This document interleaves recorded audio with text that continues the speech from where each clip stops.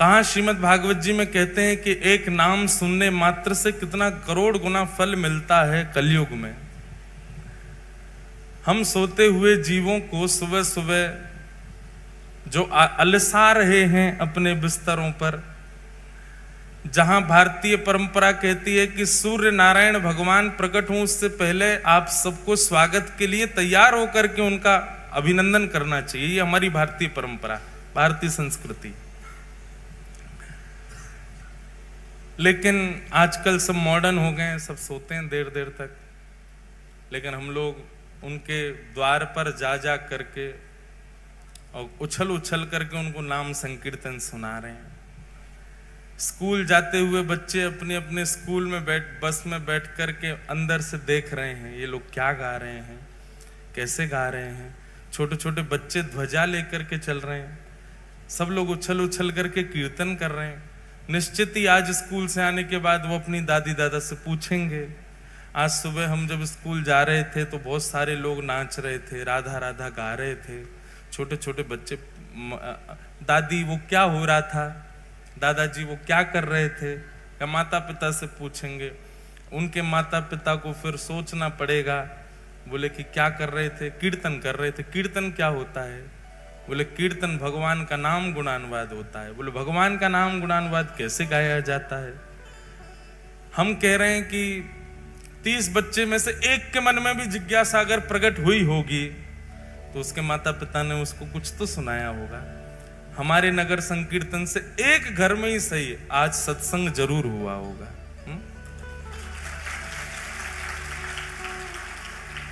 चैतन्य महाप्रभु तो घर घर जाते और घर घर के लोगों से भिक्षा में यही कहते कि एक बार हरि बोल बोल दो, बस एक बार हरि का नाम बोल दो। हमारा स्वास्थ्य ठीक नहीं था,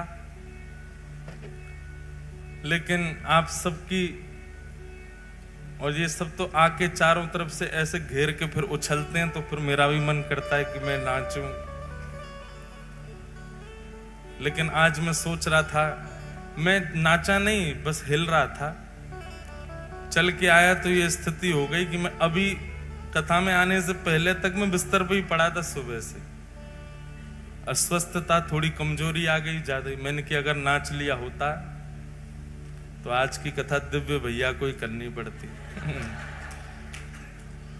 तो बार बार, एक दो बार मेरे मन में आया तो कि मैं भी जो होगी सो देखी जाएगी, नाच लेते हैं। पर जैसे ही मेरे पांव उठते इतने में वो वैन आगे चली जाती। मैंने कि ठाकुर जी कह रहे हैं रहने दे, ज्यादा श्रमित है जाएगो। आप लोगों का उत्साह देख करके बहुत अच्छा लग रहा था। मेरा तो मन हो रहा था कि जगन्नाथ जी की तरह मुद्रा बनाओ फिर नाचो। अब लेकिन मैंने कहा मैं खुद नाच नहीं पा रहा, कैसे कहूं सबको। सब श्री जी का नाम गा रहे हैं, श्री जी के नाम की मस्ती होती है तो फिर व्यक्ति उछलता ही है, व्यक्ति को आनंद ही आता है, उत्साहित ही होता है। पर श्री जगन्नाथ जी का स्वरूप भी मुझे बहुत बढ़िया। अगर मैं आज स्वस्थ होता तो दो चारों को गेड़ देता। आज मेरा मन हो रहा था कि भाई ऐसे मत नाचो, एक दूसरा पे कंधा पे यूं लटक जाओ और फिर पांव से ऐसे झूलो आगे पीछे, जगन्नाथ जी की तरह नृत्य करो। मेरा तो बहुत ऐसा खुराफाती दिमाग चलता ही रहता है, क्या करें। मन हो रहा था दो बालकों को खड़ा करूं, फिर एक अच्छा उनके कंधे पे भी कोई पतला दुबला नहीं आना चाहिए, मुस्टंडा बिल्कुल जगन्नाथ जी जैसा, और फिर वो वैसे ही झूले आगे पीछे, वो खड़े रहे दोनों, वो ऐसे करके आगे दो लोग उसको झूला में, काजल लाके उसको भी जगन्नाथ बना दो, कितना बढ़िया लगे, फूल माला से सजा दो, जय जगन्नाथ है भैया, नचाओ सबरे। हमारे ठाकुर जी को भी ऊधमों में सुख मिलता है, हमको भी बहुत सुख मिलता है। पर सेवा कथा की चल रही है, फिर आगे भी लगातार कथा ही है, इसलिए हमने ज्यादा श्रम नहीं किया। आप लोगों ने बहुत सुख लिया, बहुत आनंद आया। सुबह महाप्रभु श्री जगन्नाथ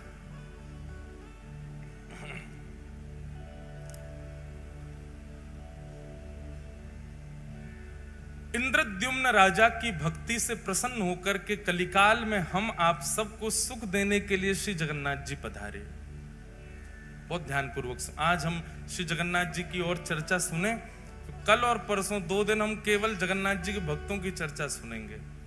जयदेव महाप्रभु की चर्चा सुनेंगे, माधव दास जी का चरित्र सुनेंगे, बलराम दास जी का चरित्र सुनेंगे, और अंगद जी का चरित्र सुनेंगे, और कौन है, और श्री चैतन्य महाप्रभु का भाव सुनेंगे,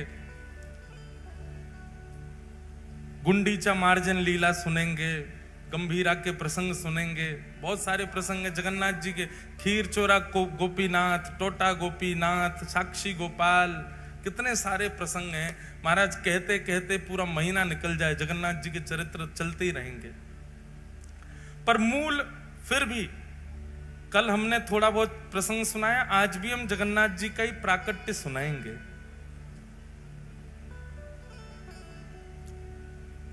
जगन्नाथपुरी से पहले महाप्रभु श्री जगन्नाथ जी का प्राकट्य हुआ द्वारिका में। आप पहले द्वारिका में प्रकट हुए, द्वापर में। वैसे तो महाप्रभु जगन्नाथ जी अनादि हैं, सतयुग त्रेता द्वापर के नहीं है। मैंने कल बताया था ना कि निर्गुण निराकार ब्रह्म से सबसे पहले सगुण साकार ब्रह्म जब दिखे तो काले ब्रह्मांड में 2 नेत्र और अधरी दिखे, वो जगन्नाथ जी ही हैं। तो सगुण साकार रूप में सबसे पहले दिखने वाले यदि ठाकुर कोई हैं तो वो जगन्नाथ जी। तो आप अनादि हैं, आपके ही रूप को देख करके फिर अन्य अन्य अन्य अन्य रूपों की कल्पना की गई। ऐसे नेत्र हैं, ऐसे अधर हैं, ऐसा मुख है, सब कुछ भाव रखे गए, पर सबसे पहले प्रकट होने वाला रूप महाप्रभु जगन्नाथ जी का ही है। द्वारिका की बात है, भगवान की समस्त पटरानियां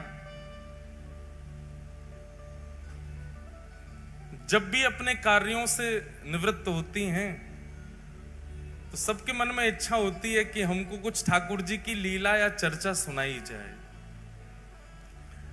चलते फिरते कभी देवकी मैया कोई चरित्र सुनाती हैं, कभी रोहिणी जी कोई चरित्र सुनाती हैं, लेकिन आधे अधूरे ही रह जाते हैं। तो एक दिन समस्त कृष्ण पटरानियों ने रोहिणी जी को बुला करके कहा, रोहिणी मैया ऐसी हैं बलराम जी की मैया। बहुत ध्यान से सुनिएगा, रोहिणी मैया का स्वरूप स्वभाव आपको इतना बड़ा सौभाग्य प्राप्त हुआ, ठाकुर जी की ब्रजलीला, मथुरा लीला और द्वारिका लीला, तीनों लीलाओं का संपूर्ण दर्शन करने का सौभाग्य यदि किसी को मिला है तो वो रोहिणी मैया को मिला है। संपूर्ण ब्रजलीला का दर्शन भी रोहिणी मैया ने किया, संपूर्ण मथुरा लीला का और द्वारिका लीला, सारी लीलाओं का दर्शन रोहिणी मैया ने किया है। तो भगवान की पत्नियों ने रोहिणी मैया से कहा, मां आप एक जगह बैठ करके धैर्य पूर्वक ठाकुर जी की संपूर्ण लीला हमको सुनाओ, ब्रज लीला सुनाओ।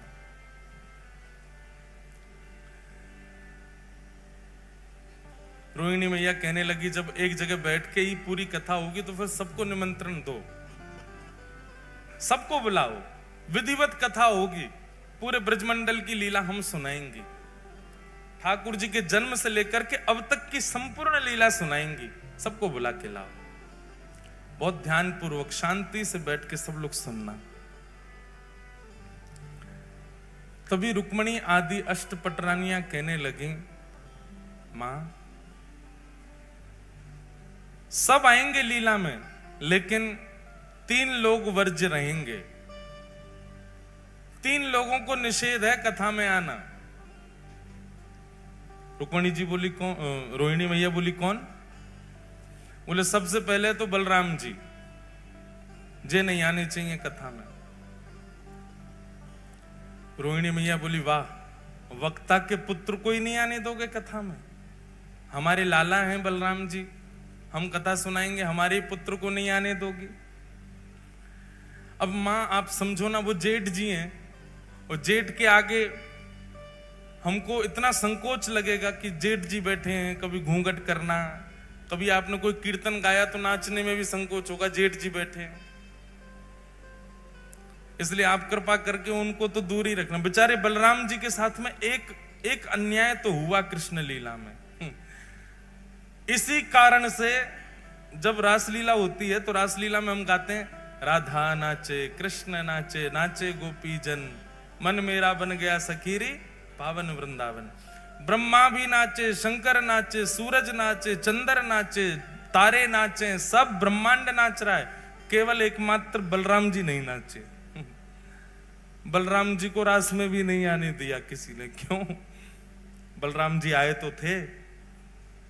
जैसे ही रास में बलराम जी आए, सब गोपियों ने घूंघट कर लिया। सब जेठ ही मानती हैं इनको, क्योंकि गोपियां भी सब कृष्ण को पति मानती हैं, ये बड़े भैया हैं, जेठ हो गए। जैसे ही गोपियों ने घूंघट किया, गोपियां सब खड़ी हो गई।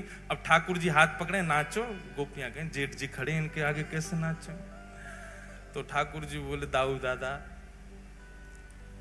ये सब गोपियां नृत्य कर रही हैं, देखो गोपी बने शंकर जी भी घूम रहे हैं, गोपी बने ब्रह्मा जी भी हैं, सब गोपी हैं, आज आपको भी गोपी बन के आना पड़ेगा। दाऊ दादा बोले, मैं बनूंगा गोपी, मैं तो नहीं बनना। तो बोले, अब यहां तो एक ही पुरुष है, मैं, बाकी सब तो गोपी हैं। आप अब संकोच हो रहा है, ठाकुर जी कैसे कहें कि बाहर चले जाओ। बलराम जी समझ गए कि भैया हम बड़े हैवे को, दुर्भाग्य हमारो कि हम यहां खड़े नहीं रह सकते। बेचारे बलराम जी चले गए। आज भी स्थान है गिरिराज जी की परिक्रमा, अगर कच्ची वाली आपने लगाई हो, भीतर वाली, तो कच्ची परिक्रमा लगाओगे तो वहीं पर स्थान पड़ता है लुक लुक दाऊ जी। क्या नाम है? Look look Dau ji. वहां बैठ करके कुंज में छिप करके श्री दाऊ दादाजी नेत्रों से नीर बहा रहे हैं और रास बिहार का दर्शन कर रहे हैं। वहां से लुक लुक कर रहे हैं, देख रहे हैं रास बिहार, इसलिए उस स्थान का नाम है लुक लुक दाऊ जी। वहां बैठ करके संपूर्ण रास का दर्शन किया बलराम जी ने। आज भी वही हुआ। सब कृष्ण पटरानियां कहने लगे, बोले कि कथा में 3 नहीं आएंगे, सबसे पहले बलराम जी, जेठ जी हैं, उनके आगे हम कथा में संकोच होगा। रोहिणी मैया बोली ठीक है। दूसरा, बोले दूसरी सुभद्रा। बोले सुभद्रा जी क्यों नहीं आएंगे? बोले बहुत चंचल हैं। अरे कथा सुनते सुनते हमारे नेत्रों में अश्रु आ गए और हम कहीं रोने लग गए तो आके सामने बैठ जाएंगी। आप रो रही हो, क्या बात है, रो क्यों रही हो? अरे लीला ही तो सुना रही है मैया, आप रो क्यों रही हो? वो बहुत चंचल हैं, बहुत पूछती रहती हैं, बात बहुत करती हैं, इसलिए आप सुभद्रा जी को भी कह दो कि वो भी नहीं आए कथा में। रोहिणी मैया बोले ठीक है। और तीसरे, बोले तीसरे द्वारिकाधीश। बोले क्यों? उनकी तो लीला है। बोले इसीलिए तो नहीं बैठा ना। अब आप कहोगे कि ठाकुर जी पीरी धोती पहन के, नेक्स्ट से ठाकुर जी त्रिभंग लली, ठाकुर जी मटक मटक के चल रहे हैं। अब कथा सुनकर के चिंतन करना चाहिए। हम चिंतन तो करेंगे नहीं, उनको देखेंगे, अच्छा ऐसे चल रहे थे। आप कहोगी कि वह गोपी के यहां जाकर के ऐसे माखन चुराए हो, तो चिंतन तो हम करेंगे नहीं, उन्हीं को देखती रहेंगी। और कथा में वक्ता के वाणी और वक्ता के अलावा कोई और देखें, किसी और को देखना पड़े तो फिर कथा का रस नहीं आता। आजकल ये हो रहा है, कथाओं में झांकियां बना के रख देते हैं मंच पे। हम कोई विरोध नहीं कर रहे, पर कथा में नहीं होना चाहिए झांकी। कथा में झांकी कब आती है पता है? जब कथा में मन नहीं लगता तो झांकी बना बना के लाते हैं। चलो इससे तो मन लगे लोगों का, वो आकर्षण के लिए होता है, वो मनोरंजन के लिए होता है। कथा में तो वक्ता की वाणी सुनो, नेत्र बंद करके, जो वो कह रहे हैं उसका चिंतन चित्त में करो। मन का मंथन होना चाहिए, मनोरंजन नहीं। और क्षमा करें, अगर द्वारिकाधीश यहां बैठ गए तो आप बोलोगी, हम चिंतन करेंगे किसका? हमारे सामने ही बैठे हैं जिनकी आप कथा सुना रही, तो इसलिए उन्हीं को देखती रहेंगी हम तो।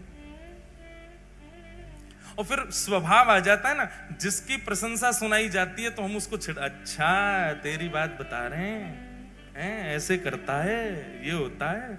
और बोले आप कुछ भी बताओगी, हम श्री कृष्ण को, अच्छा तो ये सब किया आपने। इस कारण से कथा में वो भाव नहीं बन पाएगा जो बनना चाहिए। इसलिए ठाकुर जी को भी कथा में मत बुलाओ। रोहिणी मैया बोली, तुमने उन 3 लोगों को निषेध किया जिन 3 से पूरी द्वारिका चल रही है। द्वारिका में पत्ता नहीं हिलता इन तीनों के बिना, और तुम कह रही हो कि तुम पूरी कथा सुन लोगी इन तीनों के बिना। बहुत ध्यानपूर्वक सुनिएगा। उपचार, कुछ सोचो, कुछ विचार करो कि ये 3 कैसे रुकेंगे कथा में आने से। तो भगवान की पत्नियों में सबसे ज्यादा बुद्धिमान है सत्यभामा। रुक्मणी जी तो बहुत सीधी हैं, रुक्मणी जी बहुत सहज है। रुक्मणी जी तो कह भी रही थी, आने दो, कोई बात नहीं, पीछे बैठ जाएंगे तीनों। सत्यभामा ही अड़ी है, ना ना ना ना, तीनों नहीं आने चाहिए। सत्यभामा जी बोली, एक उपाय है। बोले क्या? बोले इन तीनों को एक खेल में व्यस्त करा देते हैं। एक खेल खेलते रहेंगे, उसी में व्यस्त रहेंगे, इतनी देर हम कथा सुनते रहेंगे। बहुत दिन हो गए, अब ये बड़े हो गए तीनों, इन तीनों को इनका बचपन याद कराया जाए। रोहिणी मैया बोली, वो कैसे होगा? बोले जिस दिन ये तीनों संग बैठे होंगे, हम उनके सामने चौसर खेलेंगे। चौसर बहुत प्रिय है तीनों को, और चौसर भी गलत सलत खेलेंगे। तो हमको सही करने के लिए वो तीनों बैठ जाएंगे, और तीनों जैसे बैठेंगे चौसर खेलते खेलते उसी में व्यस्त हो जाएंगे, और हम यहां आकर के कथा सुनने लग जाएंगे। रोहिणी मैया बोली, ठीक है, तुम्हारी तरकीब अच्छी है, लगाओ। वही हुआ। एक दिन सत्यभामा, जामवती, रुक्मणी जी, कालिंदी, सारी सब बैठी हैं, और सब बैठ करके चौसर खेल रही हैं। और चौसर खेलते खेलते अब जोर जोर से हंसने की आवाज आई। तो सुभद्रा जी ने तुरंत देखा, बोले हो क्या रहा है? देखा तो भाभियां सब खेल रही हैं। आकर के सुभद्रा जी जब देखने लगी तो देख के बोली, ये तो गलत खेल रही हैं, ऐसे थोड़ी खेला जाता। रुको, मैं भैया को बुला के लाती हूं, मैं दिखाती हूं कैसे खेलते हैं। हम तीनों तो निपुण हैं। और तुरंत कृष्ण बलराम को लेकर के सुभद्रा जी आई, और चौसर की सेज पर बैठ गई, और वहां चौसर खेल खेल के दिखाने लगी। 3 पक्ष बट गए, कुछ बलराम जी के, कुछ ठाकुर जी के, कुछ सुभद्रा जी के, सब पत्नियां बट गईं। अब तो थोड़ी देर तो इनका उत्साहवर्धन किया। हाँ हाँ, बहुत अच्छा, बहुत अच्छा, अरे बलराम जी आप तो कमाल हो, कभी ठाकुर जी आप कमाल हो, ऐसे सब नाटक हो रहा था वहां पे। इतने में धीरे धीरे धीरे पीछे से उठ करके सब पत्नियां ठाकुर जी की जा रही थी। और जैसी खेल समाप्त होने लग जाए तो सत्यभामा जी ऐसा कुछ करें कि वो चौसर का पूरा जो स्थान था, जो पूरा सामने रखा था, वो हिल जाए। अरे अब तो दोबारा से होगा, और फिर शुरू हो जाए। ऐसे खेल में तीनों को तन्मय करके समस्त पटरानियां एक सभागृह में चली गईं, और रोहिणी मैया आसन पर विराजमान होकर के ब्रज लीला सुनाने लगी।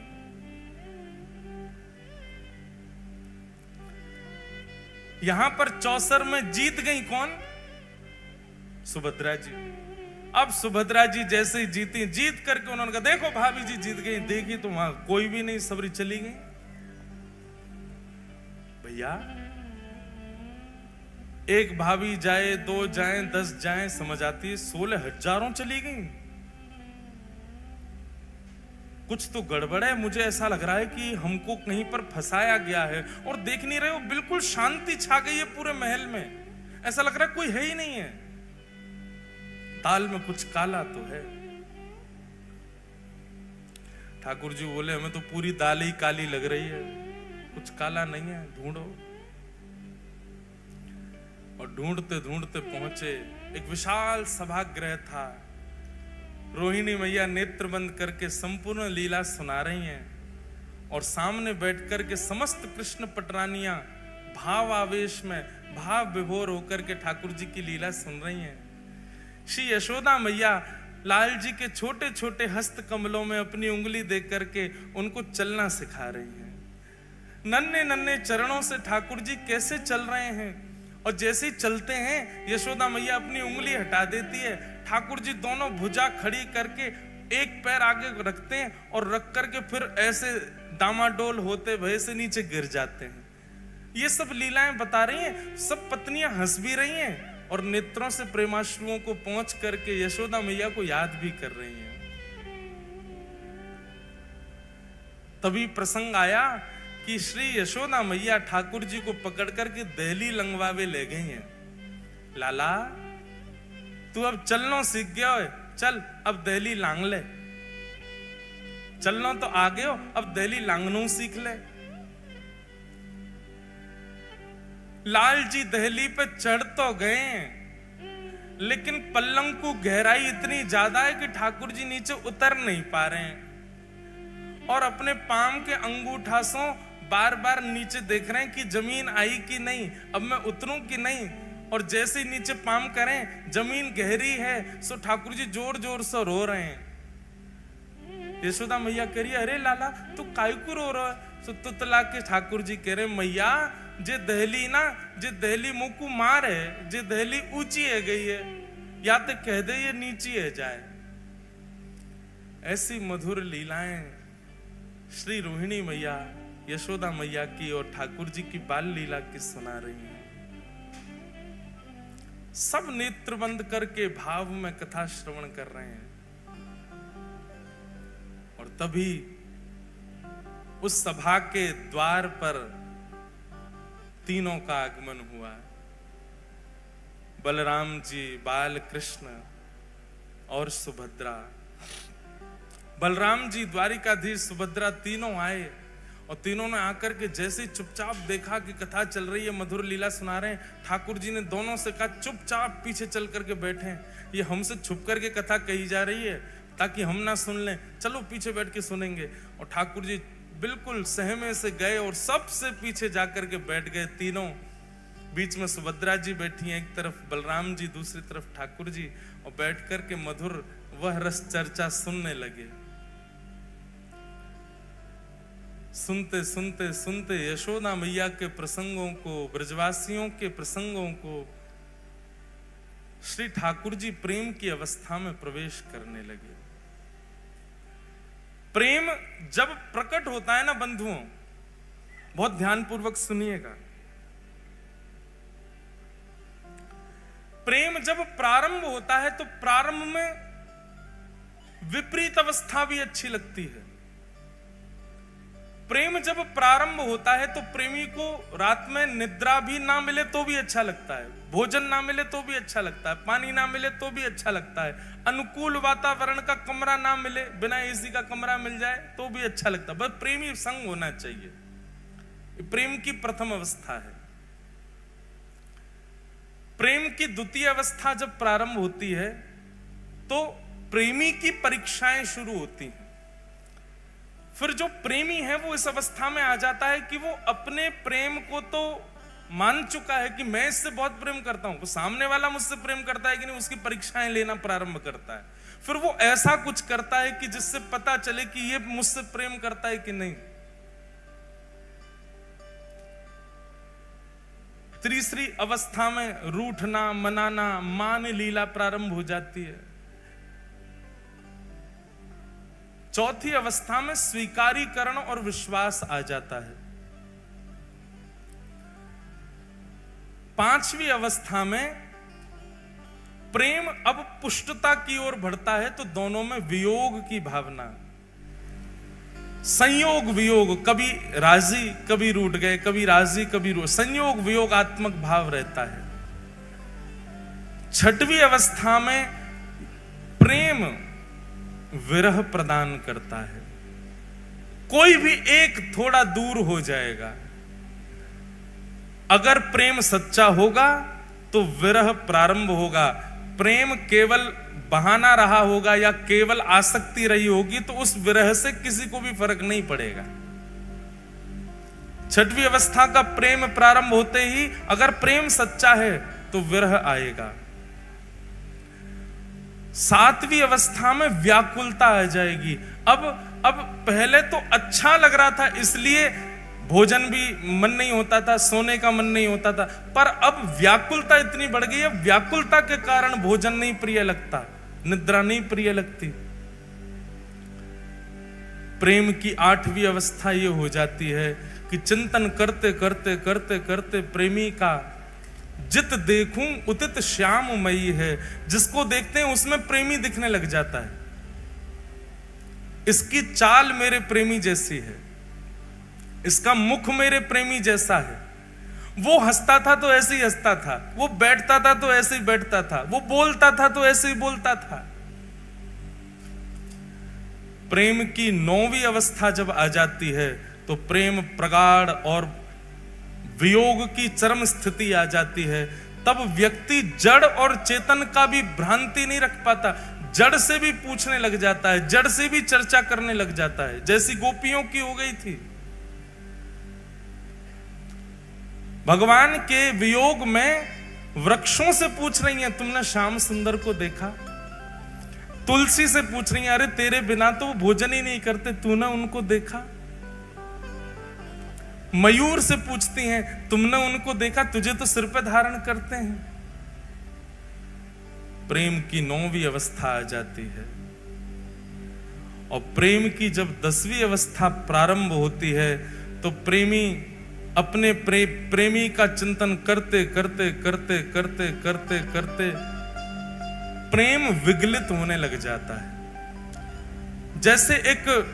जैसे एक मोमबत्ती में अग्नि प्रज्वलित करने पर वो पिघलने लग जाती है, ऐसे प्रेमी के सर्वांगीण अंग पिघलने लग जाते हैं। बहुत ध्यानपूर्वक सुनिए, कोई चर्चा मत कीजिए, हमारी प्रार्थना है।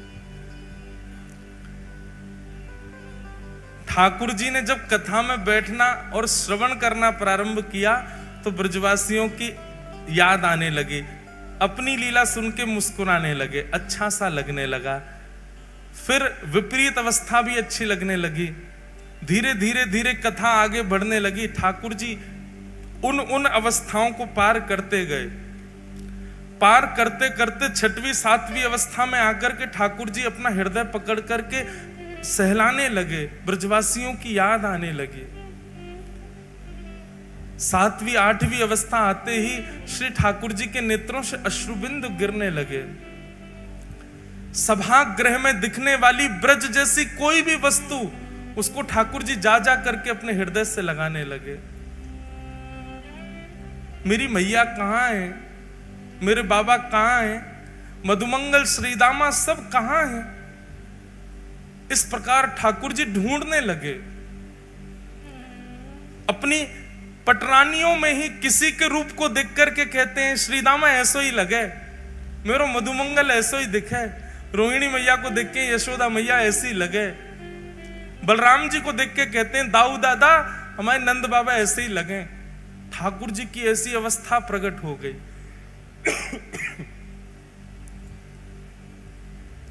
सब बैठे सहमे देख रहे हैं केवल।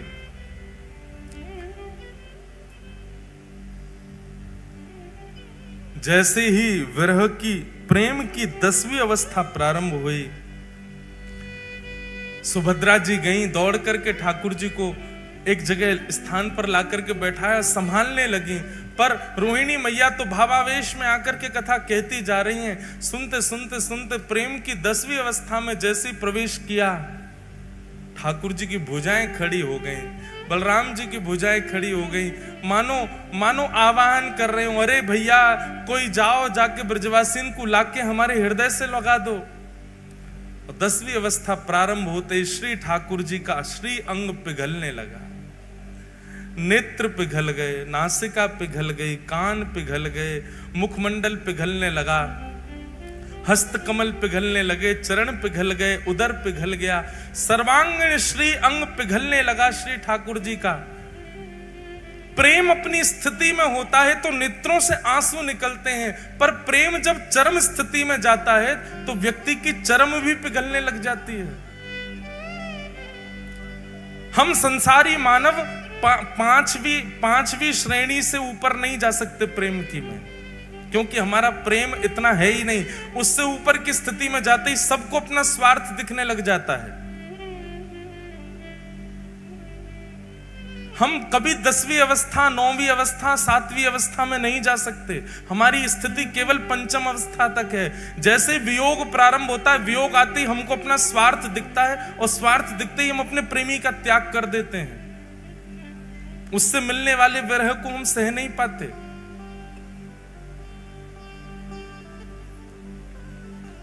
ठाकुर जी का श्री अंग पिघलने लगा।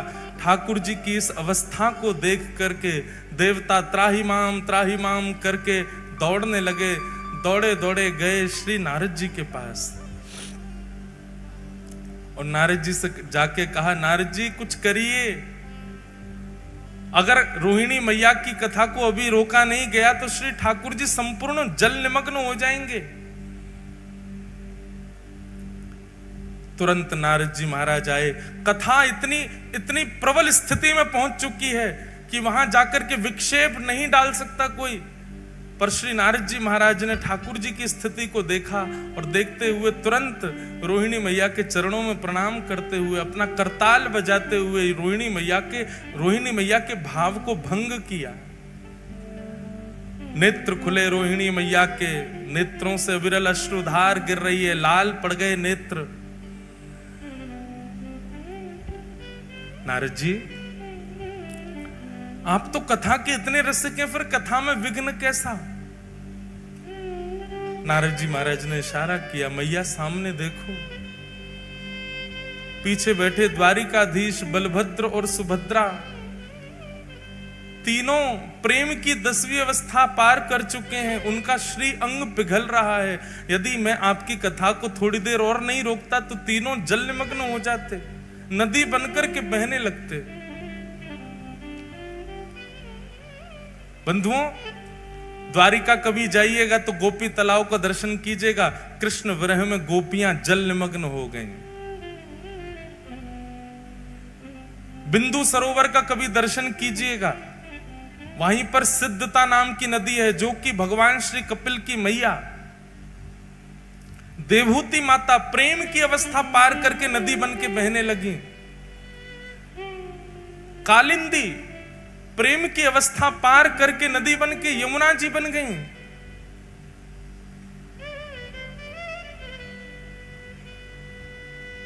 भगवान शिव का प्रेम ही श्री गंगा के रूप में परिवर्तित हो गया।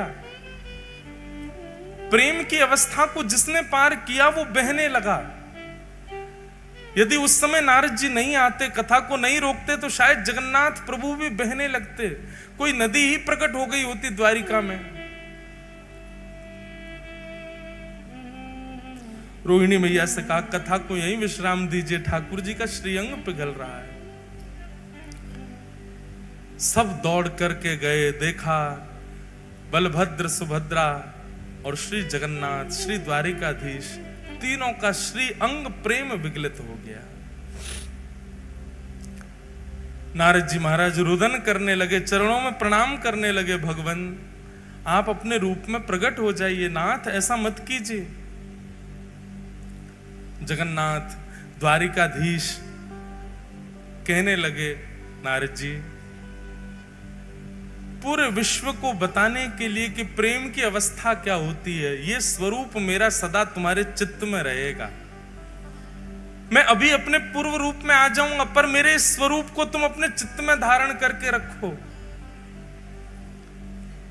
कलिकाल में व्यक्ति इतना ज्ञान सहन नहीं कर पाएगा, वैराग्य अपने जीवन में ला नहीं पाएगा, पर वो प्रेम का अधिकारी बन पाएगा।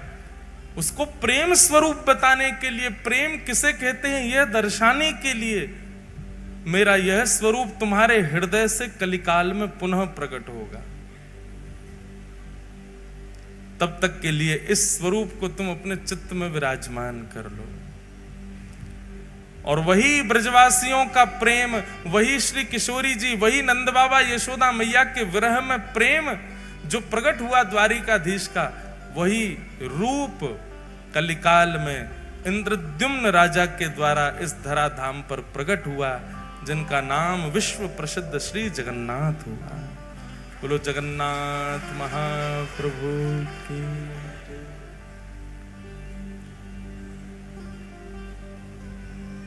ब्रजवासियों के प्रेम में श्री महाप्रभु जगन्नाथ जी पिघल गए और तब ये रूप प्रकट हुआ।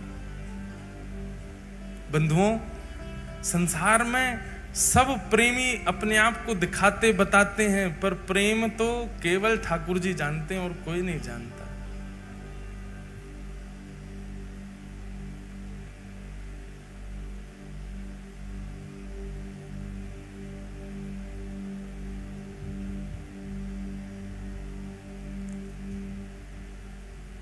प्रेम नगर की डगर है कठिन रे, बटो ही ना करना बसेरा, पग बढ़ा हो ना जाए अंधेरा।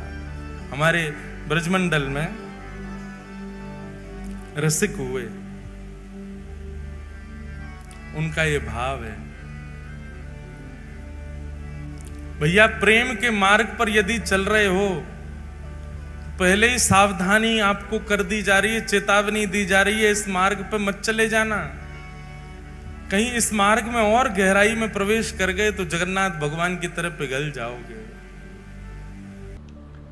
नाम, लीला और धाम, इन तीनों को जब आप अपने चित्त में पुष्ट करेंगे, इन तीनों को जब आप श्रेष्ठ बनाएंगे, और ये तीनों कड़ी से मिले हुए हैं, सबसे पहले धाम, उसके बाद लीला, उसके बाद नाम।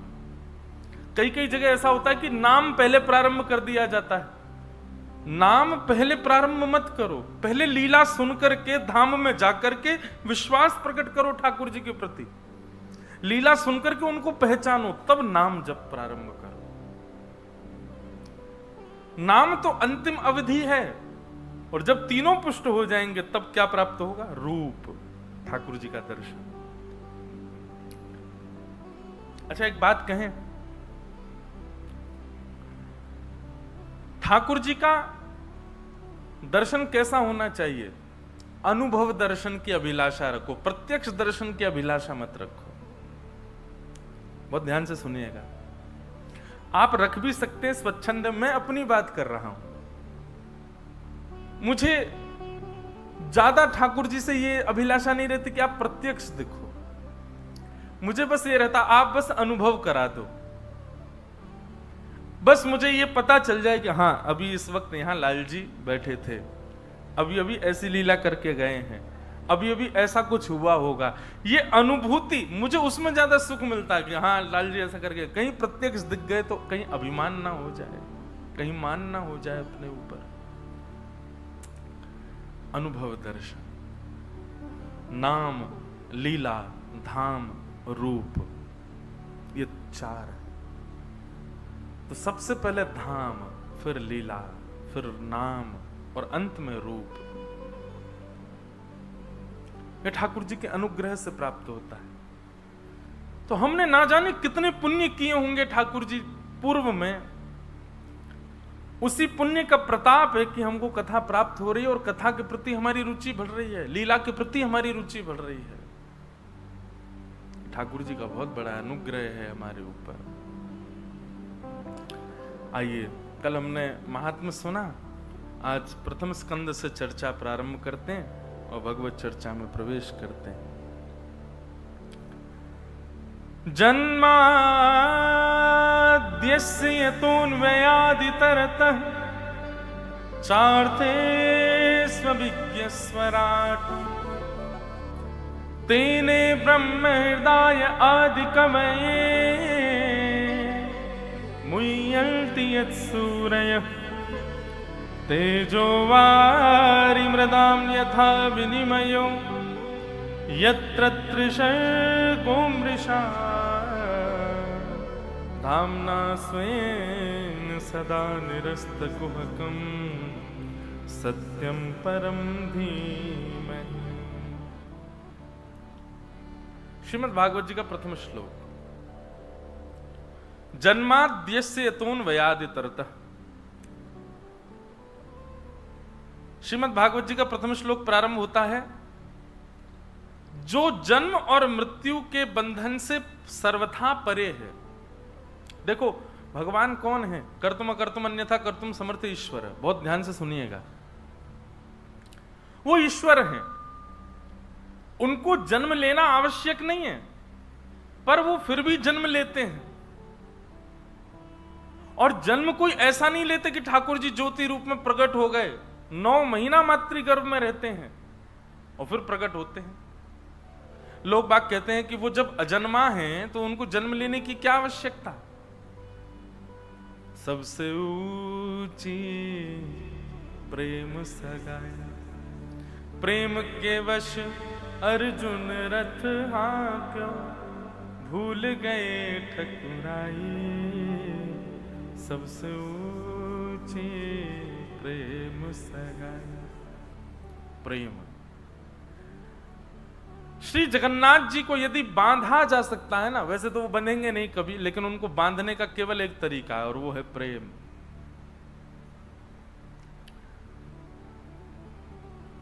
वो अजन्मा है, उनको जन्म लेने की कोई आवश्यकता नहीं, परंतु फिर भी वो जन्म क्यों लेते हैं? क्योंकि प्रेम।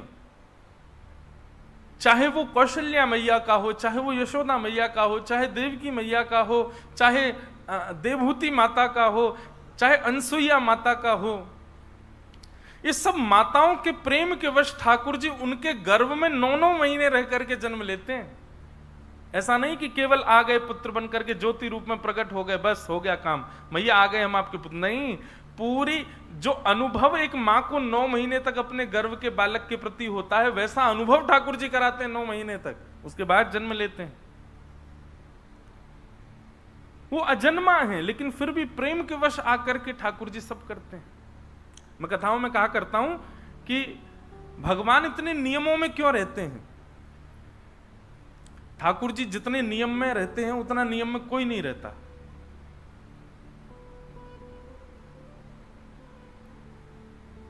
मंदिर का अगर नियम है कि 11 बजे 9:30 10 बजे ठाकुर जी सो जाएंगे तो सो ही जाएंगे, चाहे दुनिया में प्रलय आवे।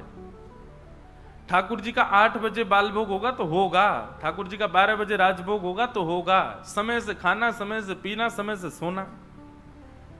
और हमारे वृंदावन में तो विशेष ध्यान रखते हैं, जगन्नाथपुरी में नहीं रखते ध्यान। अभी जिस दिन मैं गया उस दिन जगन्नाथ भगवान सोए रात में 1:30 बजे, और कई बजे 2:30 भी बज जाता है ठाकुर जी को सोते सोते, और सुबह उठ जाते हैं 6:30 बजे। अभी मैं गया तो मैं उनसे बोला, पुजारी जी पंडित जी से, मैंने कि हमारे लाला को इतना काय को कष्ट कराए करो, मैंने कि रात में 2-2:30 बजे सुबाओ, सुबह 6:30 बजे उठाए दो। बोले महाप्रभु जी सोते थोड़े ही, वो तो वृंदावन जाते। मैंने फिर तो आपको और लंबे समय तक बंद रखना चाहिए मंदिर, वृंदावन से बेचारे भागते होंगे। बोले अरे मंदिर खोल दियो सबरेन ने, 6:30 बज के भागो यहाँ थे। मैं फिर तो और लंबा समय ठाकुर जी को विराजमान करो। बोले वृंदावन में तो सखियों और श्री राधा रानी के संग रास करने गए, यहाँ पे भी तो लाखों वैष्णव आते हैं, उनके संग भी तो रास विहार करना है। तो पुरी में तो नियम, क्योंकि परब्रह्म के वहां नियम बहुत हैं। ठाकुर जी को ये कराना, उसके बाद ही सोएंगे, इतने नियम होते हैं कि उसी में ही विलंब हो जाता है ठाकुर जी को। पर कभी कभी चित्त में ऐसा भाव आता है कि परब्रह्म इतने नियम में क्यों बंधा है, भगवान इतने नियमों में क्यों रहते हैं।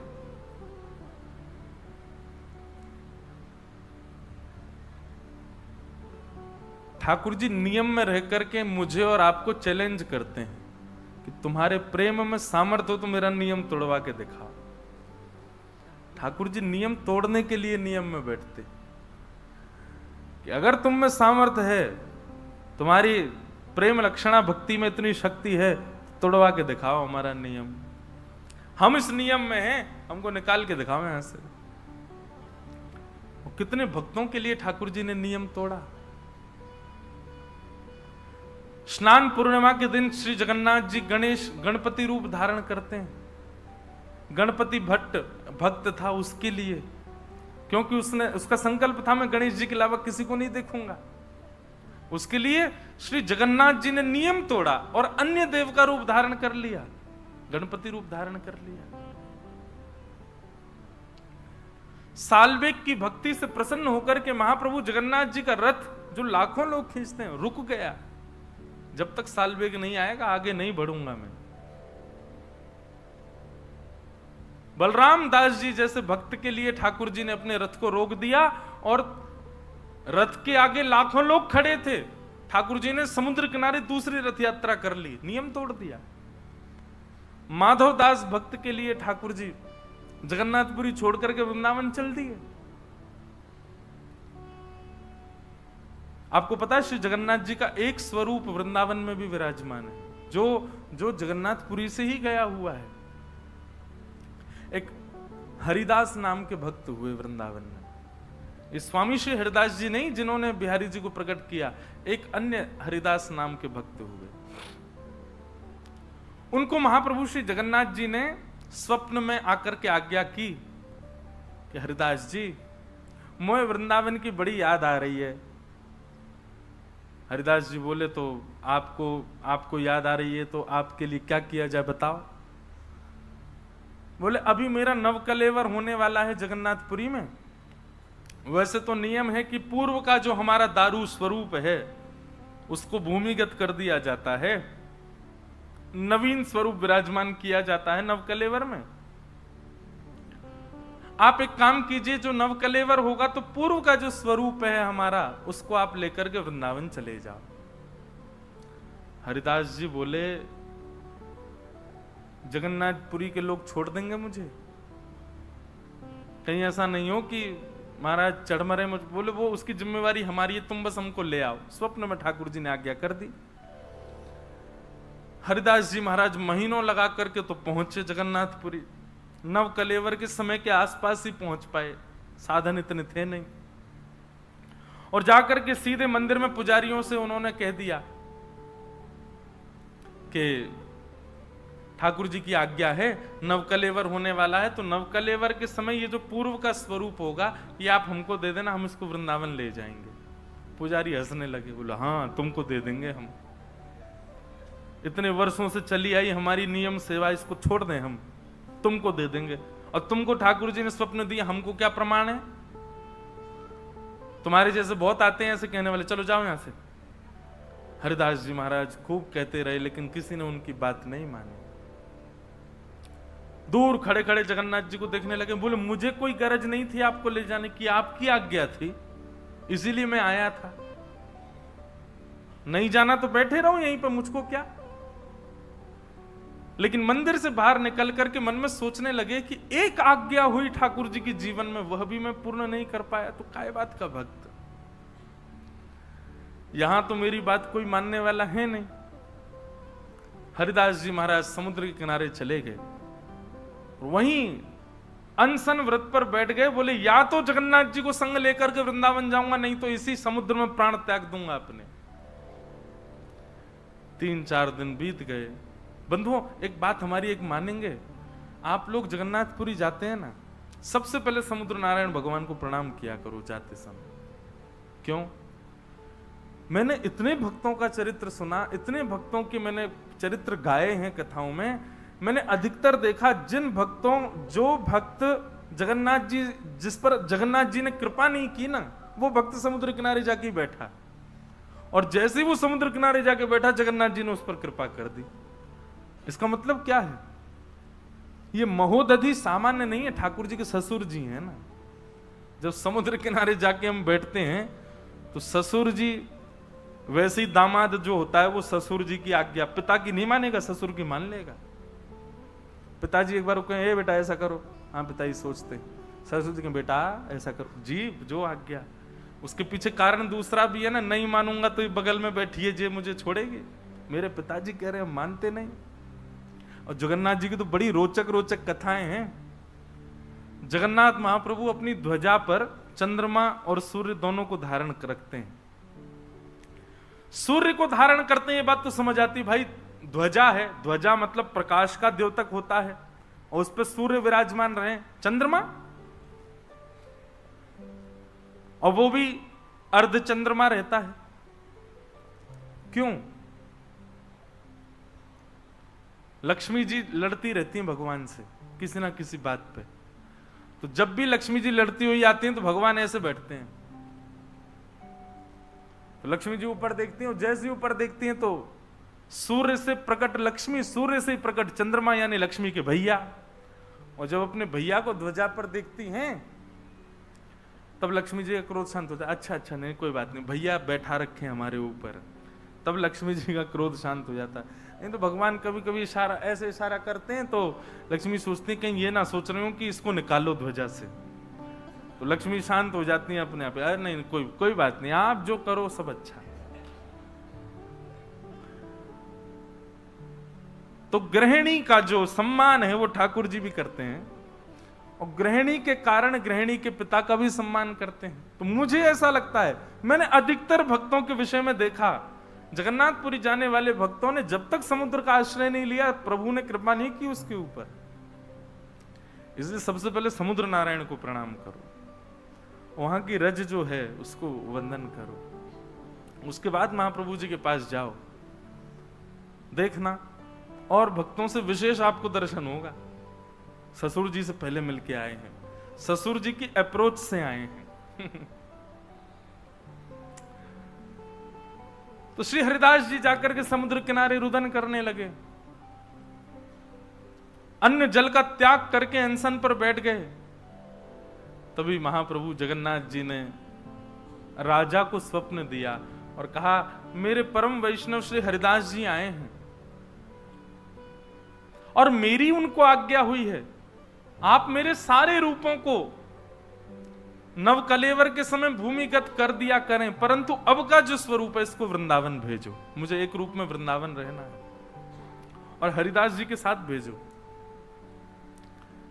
तब राजा ने भगवान की आज्ञा मान करके हरिदास जी को बुलाया, और पहली बार जगन्नाथपुरी में ऐसा हुआ कि नव कलेवर के बाद श्री जगन्नाथ महाप्रभु का जो स्वरूप था वो वृंदावन गया, और आज तक जगन्नाथ घाट पर श्री जगन्नाथ जी विराजमान है।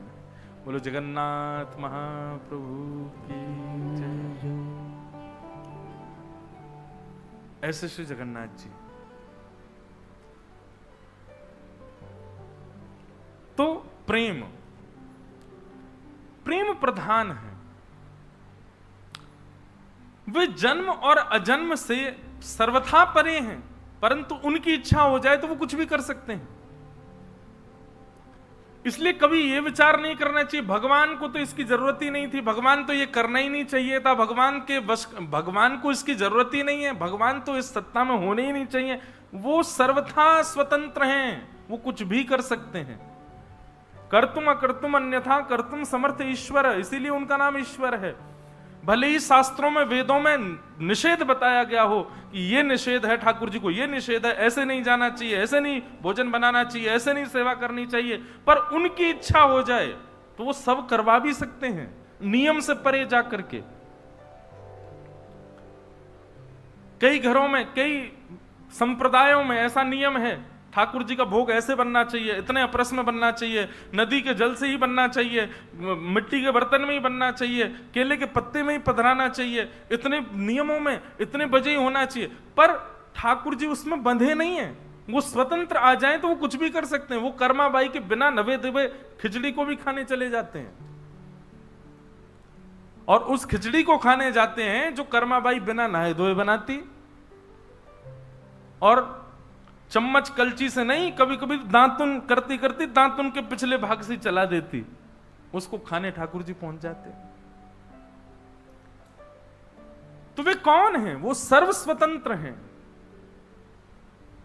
हम कहते भले ही हैं ये नियमों में ठाकुर जी हैं, पर ये सब कहने की बात है। यदि वो अपने पर आ जाएं तो उनके लिए कोई नियम नहीं है, वो सर्व स्वतंत्र हैं, वो कुछ भी कर सकते हैं। ठाकुर जी का स्वभाव है ऐसा।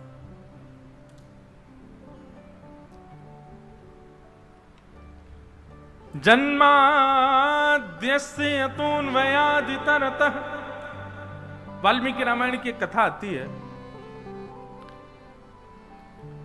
कि जब विभीषण शरण में आया राम जी की में, तो विभीषण को शरण में लेने से पहले भगवान ने एक मीटिंग बुलाई, विभीषण को बाहर बैठाया और सब बड़े बड़े बानरों को बैठा करके भगवान ने मीटिंग की, और सब बानरों से बोले विभीषण आया, रावण का भाई है, क्या करना चाहिए बताओ, इसको शरण में लें कि ना लें।